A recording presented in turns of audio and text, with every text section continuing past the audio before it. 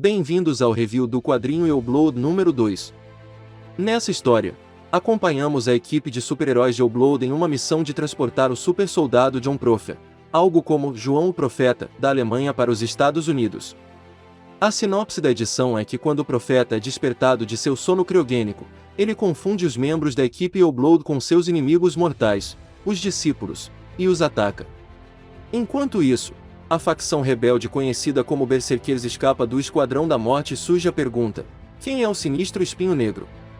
Na segunda edição de Eoblood, há uma apresentação do título da edição, Um Profeta Chega, e após isso começa com a apresentação dos créditos da equipe responsável pela criação da história em quadrinhos, incluindo o escritor, desenhista, arte finalista Rob Liefeld.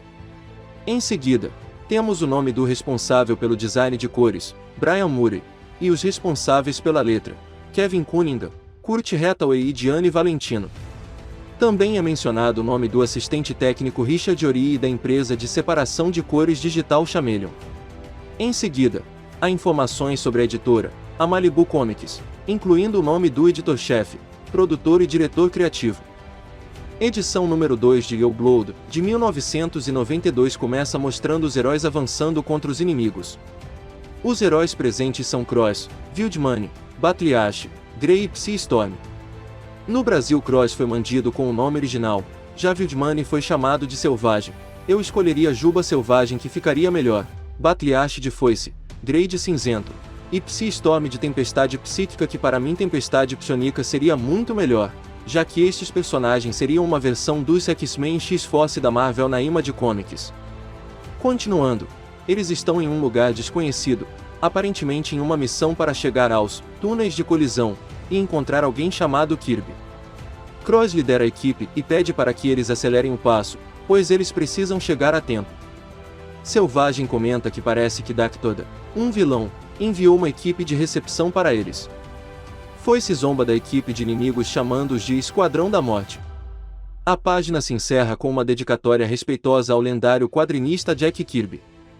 Os heróis Cross e Selvagem continuam avançando contra os inimigos enquanto tentam alcançar os túneis de acesso ao local onde Kirby, o homenageado na dedicatória da revista, está preso. Cross dispara sua arma em um dos inimigos enquanto Selvagem usa suas garras para arranhar outro. Enquanto isso, Foice aparece cortando vários inimigos com sua espada estilo Foice Cinzento e Tempestade Psíquica avançam juntos. Cinzento derruba alguns inimigos com um soco poderoso, enquanto Tempestade Psíquica usa seus poderes mentais para ajudar na batalha. Cross e Grey estão juntos e ouvem uma voz vindo de perto. A equipe de heróis finalmente encontram Kirby, a quem estão procurando para ajudá-los a deter as forças do mal lideradas por Daktoda, que no Brasil ficou conhecido como Espinho Negro. Kirby está segurando duas super-armas em suas mãos e está cercado por inimigos derrotados. Cross expressa alívio ao encontrar Kirby e pergunta o que o levou tanto tempo para chegar lá. Kirby responde que eles fizeram um bom trabalho, mas ele ainda precisou limpar a bagunça sozinho, como sempre. Ele então pergunta sobre Dark Angel, e Cross responde que eles o perderam. Kirby fica preocupado e diz que eles não têm tempo para conversa fiada, pois as forças de Espinho Negro estão fugindo pelos túneis. Ele afirma que eles têm apenas uma chance de segui-los, e todos os heróis se preparam para enfrentar mais inimigos enquanto seguem Kirby em sua missão. Em outro lugar vemos um servo de Espinho Negro informando ao seu mestre que os Berserkers, que são os heróis, estão se aproximando. Aqui no Brasil Berserkers ficou conhecido como os Alucinados, mas eu chamarei no vídeo como o nome original Berserkers. Espinho Negro responde que está ciente do que aconteceu e sabe que Kirby está entre eles, mas acredita que os discípulos dele, os vilões, não serão impedidos em sua missão e que a profecia não se cumprirá. Ele acredita que, uma vez que seus discípulos eliminem os Berserkers, a resistência ficará sem liderança e se submeterá ao seu poder. A página termina com Espinho Negro afirmando que a profecia não se cumprirá e que sua vitória é inevitável. Em outro lugar, a cena começa com um close-up do rosto de Profeta. E o título Profecia aparece acima dele, e a localização é identificada como Berlim, Alemanha Oriental. Puma, um dos membros do Eoblood, pergunta ao doutor se é verdade que Profeta tem estado naquela câmara criogênica por mais de 50 anos e ainda está vivo. No Brasil Profeta foi chamado de Profeta. O doutor confirma que é verdade e que Profeta está em excelente saúde, de acordo com as leituras deles.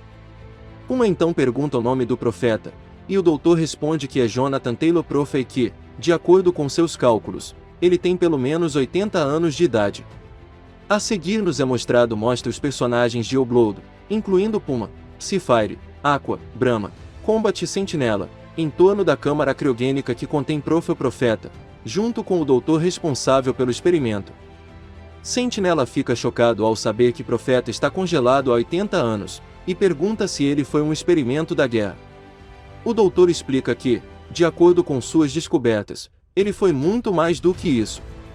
Ele revela que Profeta é o resultado de um experimento biogenético inovador conduzido sob a supervisão do Dr. Garnet Wells, e que Wells começou seus experimentos em 1937. Aqua reconhece o nome do Dr. Wells como o cientista louco, mas Sentinela afirma que ele não era louco, como essa pesquisa revela. Brahma comenta sobre as roupas estranhas de Profeta. Combat sugere que, em seu mundo natal, Profeta seria vestido como um guerreiro. Enquanto Puma pergunta sobre a natureza dos experimentos do Dr. Wells. A página também inclui uma caixa de texto com informações sobre a equipe criativa por trás da edição, incluindo Rob Liefeld como escritor, artista e roteirista, e De Valentino, Hathaway e Cunningham como responsáveis pelas letras, além de Brian Murray responsável pelas cores. O foco vai para o doutor que começa a contar a história para os membros da Obload sobre o experimento biogenético que resultou o Profeta. Ele explica que o Dr. Wells conduziu seus experimentos em segredo, usando equipamentos e tecnologias além das capacidades de sua época. Ele também contratou pessoas pobres e necessitadas para se submeterem aos experimentos. O doutor continua contando que os resultados dos experimentos superaram as expectativas, dando ao Profeta habilidades sobre-humanas, incluindo força, velocidade e resistência. Ele também foi equipado com um traje e armas avançadas, bem além do que a ciência atual é capaz de produzir. Durante a explicação do doutor são mostrados em um estilo de flashback o próprio Profeta em testes, correndo em uma esteira e com fios presos a seu corpo enquanto está sendo avaliado. As imagens mostram que Profeta passou por extensas modificações e aprimoramentos para alcançar suas habilidades sobrenaturais. O doutor continua a falar com os de Obload, explicando sobre o Dr. Wells e seus experimentos. Ele revela que a guerra atingiu um ponto crítico, forçando Wells a interromper seus experimentos e esconder seu trabalho. Havia rumores de que Hitler havia ouvido falar de seus avanços e desejava seus produtos. Brahma especula que isso pode ter sido o começo do Ubermensch, Super-Homem, de Nietzsche. O doutor também revela que Wells desapareceu pouco depois e nunca mais foi ouvido falar dele. O doutor, então, explica que a Obload foi recrutada para transportar John Profe de volta para os Estados Unidos para experimentos posteriores. Sentinela informa que os veículos de transporte estão prontos para carregar Profeta e o restante do equipamento do Dr. Wells. Puma expressa sua preocupação de que o trabalho de Wells seja explorado e exposto, mas Combat responde que em seu planeta eles não fariam nada menos. Puma continua a expressar sua preocupação pelos membros de sua raça se eles forem descobertos pelos mesmos princípios de poder que exploram o trabalho de Wells. Vemos Puma e Combat em frente à câmara criogênica de Profeta. Combat observa que o projeto do Dr. Wells está muito além da tecnologia primitiva que ele encontrou desde que chegou à Terra. Ele afirma que é avançado até mesmo pelos padrões de Catella. Puma começa a tocar na câmera e nota que há algum tipo de temporizador em um bloqueio de tempo predefinido e que está contando. Combat sugere que parece funcionar como uma cápsula do tempo. Além disso, Combat questiona se eles não estão correndo o risco de ultrapassar seus limites nessa questão, mas Puma responde que eles são a Obload. Então Puma começa a procurar um tipo de leitura na câmera. No entanto, a câmera criogênica explode, jogando Puma e Combat para longe. Vemos Profeta acordando de sua câmara criogênica destruída, totalmente ileso da explosão e completamente vestido com sua roupa. Combat e Puma estão ao seu redor, perplexos com a situação. Enquanto Combat exclama, pelo fantasma de Crone, Puma se desculpa pelo incidente. Profeta anda em direção ao 2, enquanto Puma sugere que talvez não tenha sido o botão certo para pressionar, e Comab diz, parece que despertamos o adormecido, indicando que a história está se encaminhando para um momento de tensão. Vemos um close-up do rosto do Profeta, enquanto uma inteligência artificial, Inteligência artificial fala com ele mentalmente. A inteligência artificial informa a ele sua principal diretriz: eliminar os discípulos, mas não consegue identificar quem são eles. Em seguida, a inteligência artificial pergunta se são formas de vida humanoides, mas a resposta é negativa. A seguir, Puma pula em direção ao profeta e ameaça levá-lo de volta para casa, mas alerta que se ele fizer as coisas difíceis, eles vão colocá-lo para dormir. Puma agarra as costas do profeta, mas o profeta se vira e o joga no chão, afirmando que não irá dormir novamente até que o reinado do mal acabe. Por fim, Combat enfrenta o profeta, afirmando que sua estrutura genética superior lhe dá vantagem contra Puma, mas que ele não é páreo para o melhor guerreiro de Catella. O combate entre Profeta e Combat continua. Combat acerta um golpe com seu bastão de energia no Profeta, que grita de dor. Em seguida, Combat descreve suas habilidades de combate, afirmando que foi treinado e desenvolvido para ser o melhor de sua espécie. Assim Combat acerta outro golpe no Profeta, que novamente grita de dor. Profeta, com raiva, elogia a força de Combat, mas afirma a derrota de Combat está garantida. Enquanto isso, a inteligência artificial continua a monitorar a situação, relatando que o dano sofrido é mínimo e que a bateria do Profeta está sendo recarregada. A luta entre o Profeta e Combat continua intensa. Combat está com raiva, e o bastão de energia que ele está segurando começa a irradiar um brilho poderoso. Combat diz que o fato do Profeta ainda estar de pé o torna um oponente digno, mas que a questão que ele deve se preocupar agora é a sua iminente derrota. Ele afirma que, assim como o Profeta veio da inconsciência, se necessário, ele voltará para lá. O Profeta joga Combat para longe com força, enquanto afirma que não há desafio na luta contra os discípulos, já que a vitória é certa. Profeta afirma que o começo de sua existência significa o fim dos discípulos. O Profeta se aproxima de Combat, e consegue desviar de uma rasteira que Combat tenta dar. Combat tenta convencer o Profeta a aceitar a ajuda deles em seu despertar, mas o Profeta se recusa. E em seguida, com um gancho, arremessa Combat para longe, afirmando que não será enganado pelas mentiras dos discípulos, enquanto Sentinela, outro membro da equipe, voa em sua direção para atacá-lo. Sentinela afirma que se não puderem convencer o Profeta de que não são discípulos, eles terão que fazê-lo entender à força. Sentinela ordena que Aqua, um membro da equipe com habilidades aquáticas, vá para cima do Profeta. Aqua responde que empurrar seus limites no deserto deve ser um prazer perverso para Sentinela, mas que se ela puder criar água suficiente, ela poderá criar ondas. Aqua menciona que ela vai lançar um jato d'água. Enquanto fala sobre fazer isso em uma oficina de um cientista louco não deve ser um problema. A seguir Aqua acerta em cheio o Profeta enquanto Brahma corre na direção dele. Brahma, que elogia o tiro de Aqua, diz que agora que o Profeta foi esfriado, ele terá o prazer de colocá-lo de volta para dormir. Assim Brahma corre em direção ao Profeta. A cena a seguir mostra Brahma acertando um soco no Profeta, que é descrito como frio, duro e rápido. Essa fala é meio ambígua, não é mesmo? O som do soco é alto e o Profeta grita de dor.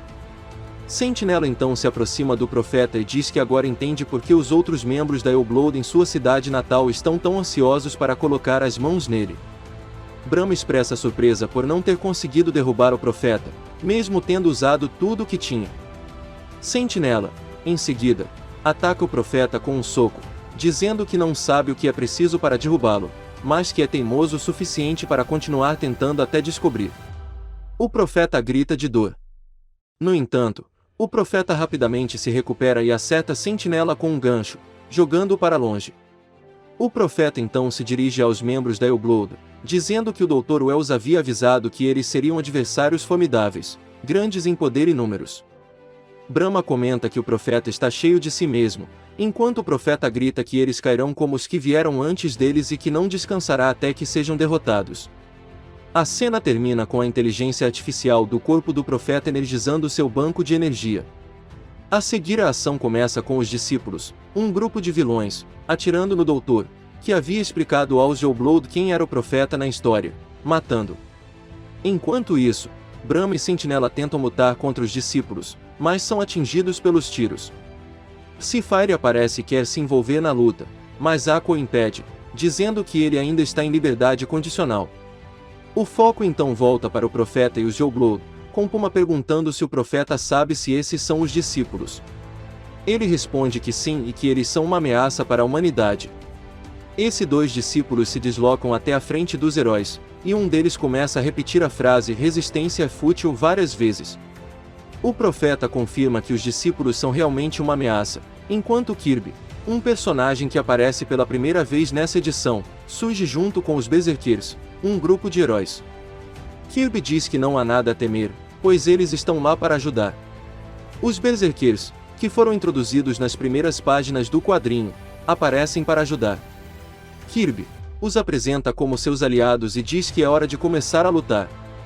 A edição termina dizendo que na próxima edição, haverá uma batalha entre os Berserkers, o Yogg-Blood, e o profeta contra os discípulos. A página termina com um som de explosão, sugerindo que a ação está prestes a começar.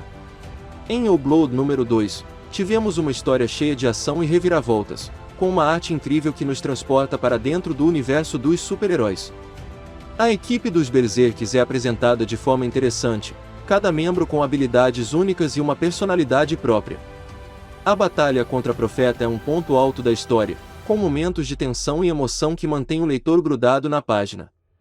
O final deixa espaço para mais aventuras, deixando o leitor com vontade de acompanhar a equipe em suas próximas missões. Enfim, Yogg-Blood número 2 é um quadrinho que vai agradar tanto os fãs de longa data quanto aqueles que estão começando a explorar o mundo dos super-heróis. Obrigado por assistir, e não esqueça de se inscrever para não perder a continuação das aventuras de Yogg-Blood, o sangue jovem em português literal. Até a próxima!